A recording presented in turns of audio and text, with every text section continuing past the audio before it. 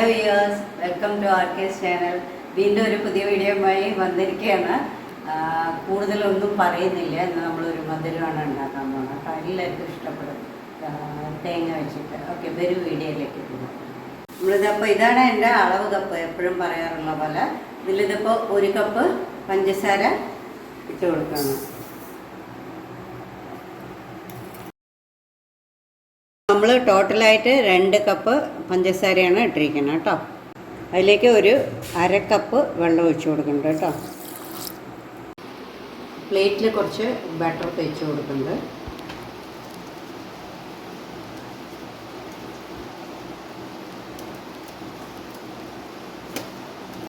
പഞ്ചസാരയും കൂടി കയറി കൊടുക്കുന്നുണ്ട്. അത് കഴിഞ്ഞ് കുറച്ച് നട്ട്സ്,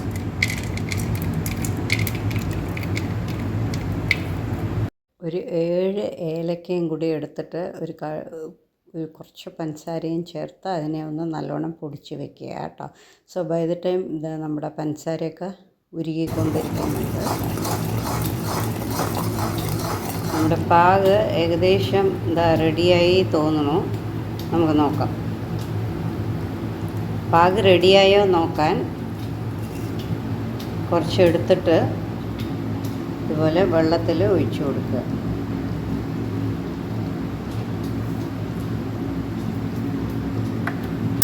അതിങ്ങനെ കൂടി വരികയാണെങ്കിൽ ഏകദേശം ആയിട്ടുണ്ട് കേട്ടോ. നമുക്ക് തേങ്ങ ഇട്ട് കൊടുക്കാം.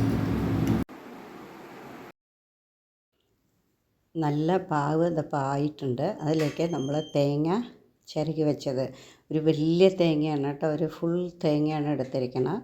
സോ അതാണ്, ഒരു തേങ്ങയാണ് നമ്മൾ ഈ 2 കപ്പ് പഞ്ചസാരയ്ക്ക് വേണ്ടി എടുക്കണത് കേട്ടോ.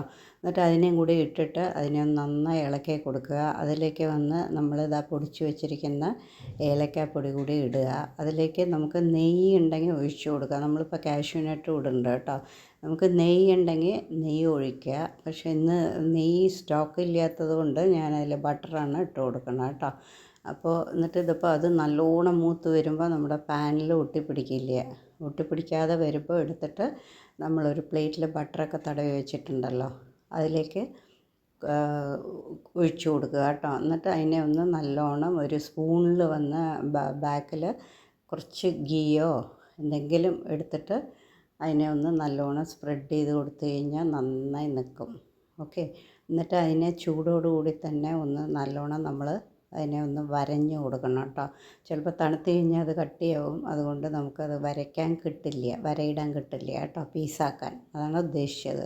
ഓക്കെ, ഇതിപ്പോൾ ചൂടോടുകൂടി തന്നെ പീസാക്കണ്ട.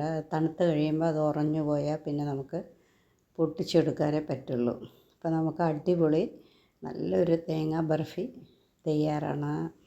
സോ ഇത് വന്നിട്ട് ഇതിപ്പോൾ ടേസ്റ്റ് നോക്കി ഞാൻ, അടിപൊളി ടേസ്റ്റാണ് കേട്ടോ.